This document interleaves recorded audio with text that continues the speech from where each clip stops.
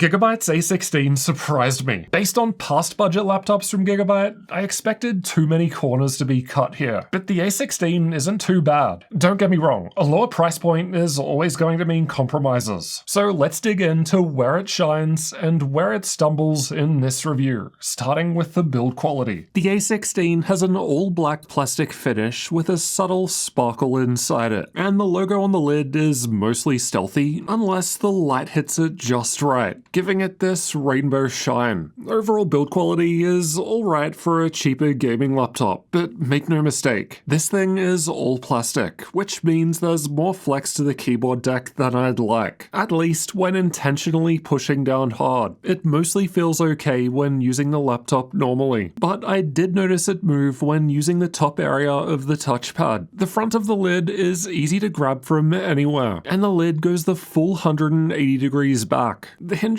don't seem to flex, even if I push the screen right back into my desk, and they feel smooth when I open the lid. There's a bit of flex to the lid, and it wobbles slightly while typing, but it's not much and it didn't bother me. Fingerprints aren't super obvious, and they're easy to clean with a microfiber cloth. The A16 isn't too big as far as 16-inch gaming laptops go, and still feels quite portable. It's not quite as thin as their higher tier Aero X16, but it's also still on the thinner side relative to a number of other 16-inch options. The laptop by itself weighs just under 5 pounds or 2.2 kilos, increasing to 6 pounds or 2.7 kilos with the small 150-watt charger included. The charger really is tiny. We didn't notice any battery drain when gaming on the laptop. The A16 isn't too heavy when compared to other laptops. Gigabyte's G6X from last year that I'd say the A16 replaces was 15% heavier, though it did have a higher tier HX processor inside. The total package is looking fairly light when including the charger. Most of the laptops that compete at this price point weigh more, but they typically have bigger chargers too, which results in higher power limits and more FPS in games. My configuration has Nvidia's RTX 5060 laptop graphics, an older i7 processor from early 2023, 16 gigs of RAM, and a 165Hz screen. But there's also an AMD version and lower or higher GPU options too. You can check out options with the link below the video, and if the A16 has a good sale, we'll share it on our gaminglaptop.deals website so you can save money.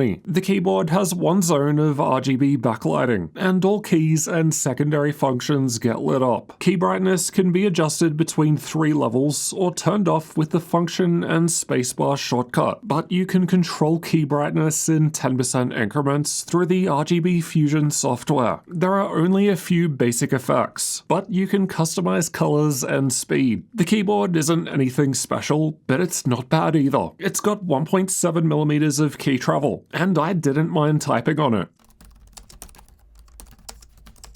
Gigabyte chose to skip the numpad in favor of keeping the keyboard centered with the touchpad, but we still get tiny arrow keys. The plastic touchpad felt surprisingly nice to use. It's accurate to navigate with, and the click isn't mushy. Port selection is alright, but I don't like how close to the front the ports are, as they're more likely to get in the way depending on what you need to plug in. I know it's meant to be a budget laptop, but USB 2.0 in 2025 still feels like a crime. Hello, FBI. HDMI always connects directly to the NVIDIA graphics, but the Type-C port only connects to the Intel integrated graphics. And that's too bad, as most other laptops would connect it to the NVIDIA graphics with Optimus off. But instead, we get no display output at all, which means this laptop will not work with VR. Getting inside requires removing 11 Phillips head screws, all the same length. It was easy to open with pry tools. I'll leave a link to these ones I use below. Once inside, we've got the battery down the front, 2 memory slots just above near the middle. The installed M.2 SSD is on the left. There's a spare M.2 storage slot on the right next to the battery, and we've got a Wi-Fi 6E card. Wi-Fi speed is fine, right where we would expect for 6E, and actually quite close to the laptops with Wi-Fi 7 MediaTek cards. Speeds from the installed 1TB SSD were fine, and both slots support 4 lanes of of PCIe Gen 4. My A16 came with one stick of memory installed. Unlike older DDR4 memory, this still technically runs in dual channel, so we don't gain as much performance by adding a second stick. And this way, upgrading RAM is easier, as you'd only need to buy an extra stick, rather than completely replacing the two the laptop would have come with. The RAM stick was DDR5 5600, but it runs at 5200, as that's a limit of the i7-13620H processor. The populated M.2 slot can fit drives with chips on both sides, but the spare one can't. Well, it sort of can if you push the drive down and force it, but that's not recommended. It also didn't come with a screw to hold the drive down, and I couldn't find one in the box, so I'm not sure if that's normal or just ours. Overall, upgradability is decent, but I took off half a point for the second M.2 slot being limited. Not being able to fit drives with chips on both sides means you can't use higher capacity SSDs. The speakers are underneath towards the front on both sides, and they actually sound pretty decent for a gaming laptop. They're clear with a little bass and only a small amount of rest vibration. I've heard worse from more expensive laptops.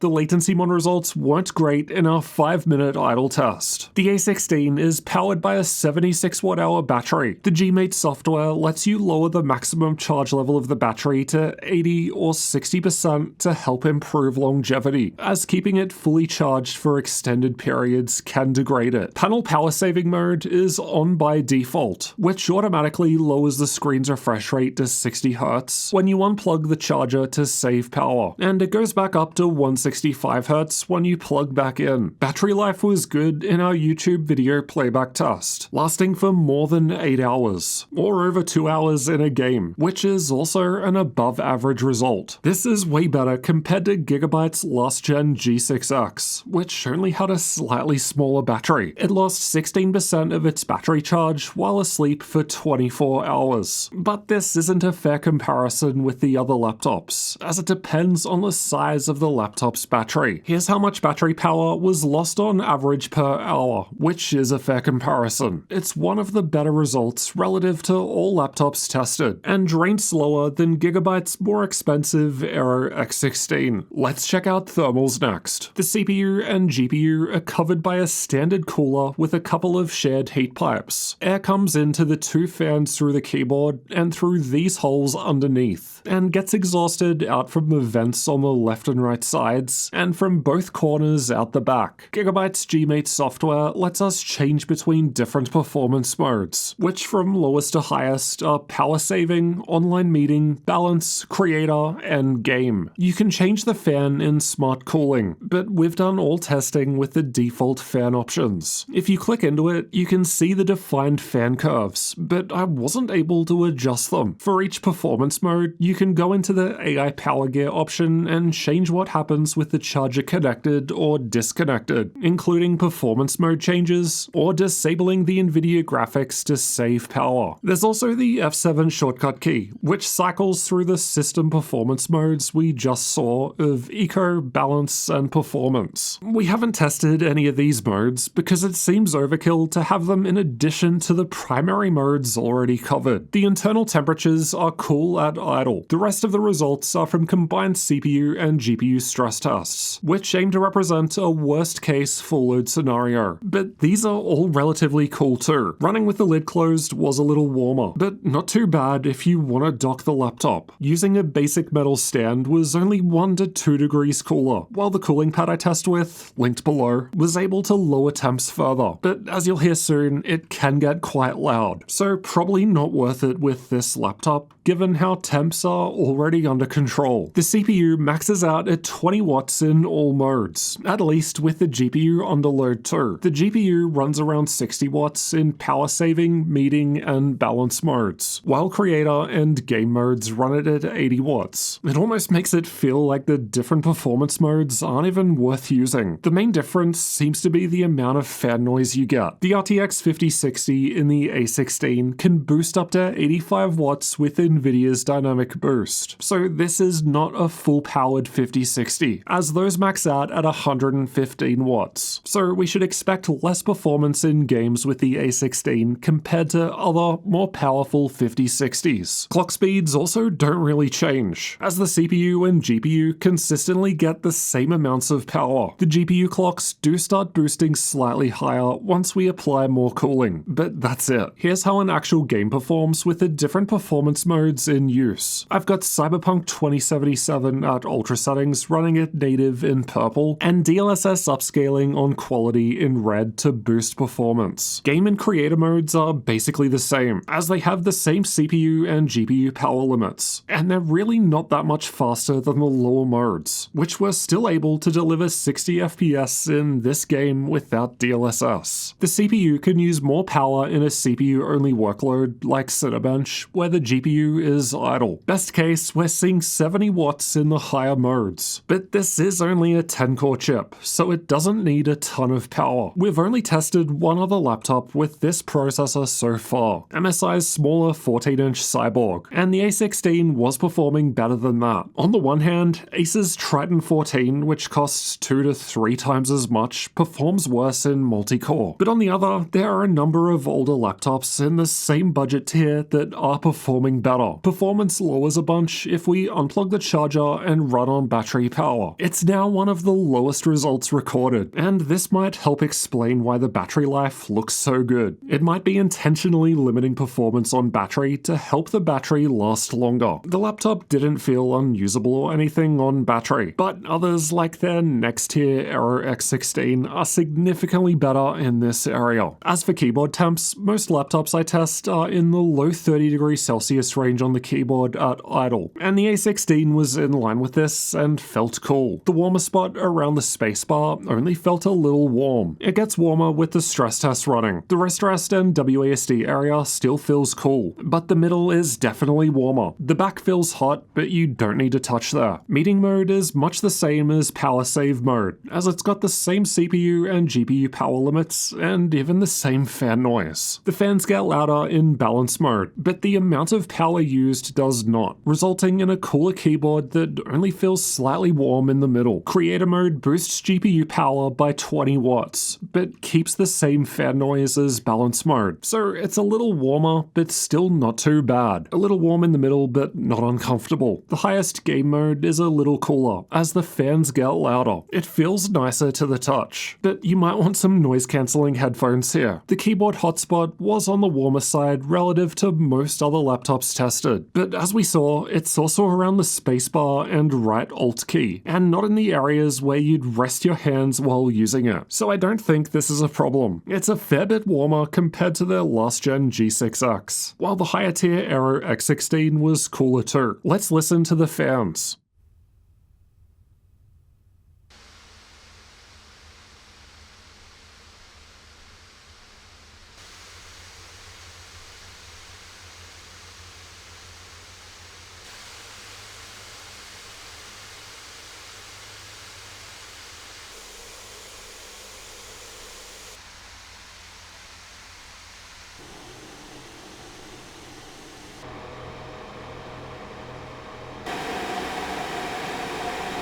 The fans were completely silent when not doing anything in power save mode, and they get faster and louder in the higher modes, as expected. Game mode was the loudest, and using the cooling pad at 800 RPM allowed the laptop's fans to slow down a bit, resulting in less total noise while also delivering cooler temps. It's not as loud compared to their last gen G6X, which had an 11% higher perceived fan noise, and some of that likely explains why its keyboard felt cooler. But the A16 had a perceived loudness level 37% above the higher tier Aero X16, which was relatively quiet compared to all laptops tested, and probably worth looking at if you're after a quieter machine. Game mode is the loudest, but it's 23% louder than creator or balance modes, or 69% louder than meeting or power save modes. Not nice. Given performance in game mode was the same in game and creator mode, you could get the same FPS with less fan noise, but a slightly warmer keyboard in creator mode. Or you could even use the meeting mode to get significantly lower fan noise, but still playable performance. It's good that there are options. As for the screen, it's either good or bad, as Gigabyte offers it with a higher quality 2560 by 1600 panel, or the lower quality but cheaper 1920 by 1200 option that I've got. Color gamut is the lowest we've tested all year by a significant margin, but it's got good contrast. Once you're in a game, it doesn't look too bad and you forget about it. And to be fair, this is meant to be a budget-friendly gaming laptop. The screen is always one of the first places where corners get cut. Gigabyte lists the panel at 300 nits, so we've done alright in the panel lottery, as ours gets to 340 nits at full brightness, and it can get quite dim, which may be useful for night use. 300 nits is the minimum I want to see, even from a budget-friendly option, and it's doing pretty well here compared to other laptops I'd consider a competition. It's actually using the same panel as Gigabyte's G6X from last gen, though overall I'd say the A16 is an improvement over the G6X. Same screen aside, backlight bleed was only minor, but this will vary between each panel. Screen response time is slow and not great for competitive fast-paced games. Ideally, for a 165Hz screen, we want transitions to occur within the 6.06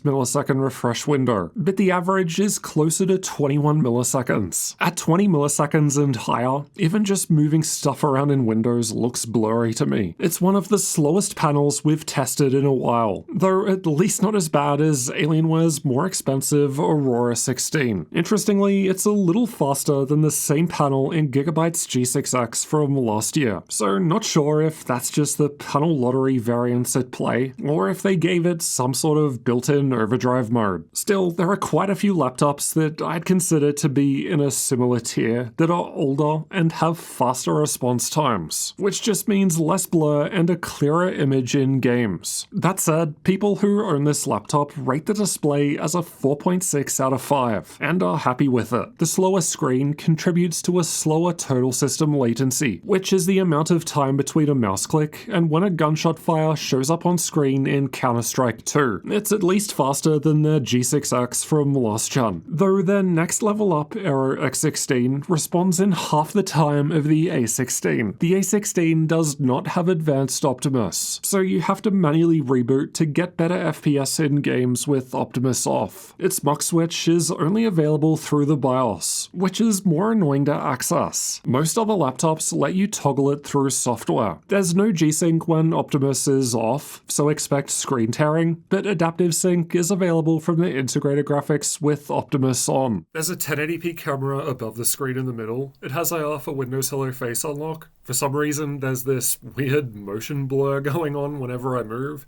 and this is what it sounds like while typing on the keyboard. Alright, time to see what Gigabyte's A16 can do in games. We've tested it with these settings. Cyberpunk 2077 at 1080p ultra settings plays well enough, but it's a bit of a concern how close Lenovo's lock with lower tier RTX 5050 graphics is. Even the 4060 from last year's Asus TUF F16 performs better due to the higher GPU power limit, but things change a little at 1440p, with Gigabyte's A16 now ahead of those two laptops, and closer to Alienware's Aurora 16, which also has a lower powered 5060. The A16 was basically matching Lenovo's lock with 5060 graphics in Alan Wake 2 at 1080p high settings, despite the A16 having a lower powered version of the 5060. At 1440p, it's barely ahead of an RTX 5050, as there's just not enough power to run this resolution well. I suppose that explains why the A16 has a 1920 by 1200